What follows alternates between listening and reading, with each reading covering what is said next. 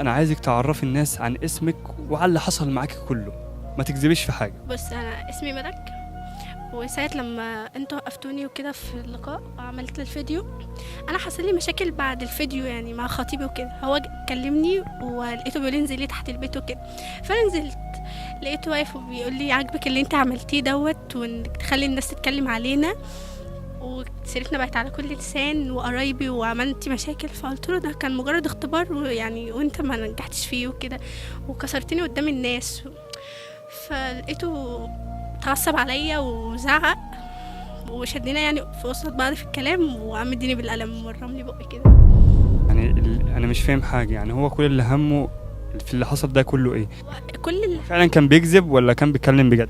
لا، هو كان بيكذب، بس هو حب يطلع نفسه كويس قدامكم، بس هو في الحقيقة طلع شخص وحش. يعني انا اكتشفت ان هو شخص وحش قوي بجد في الحقيقة. يعني هو لما جه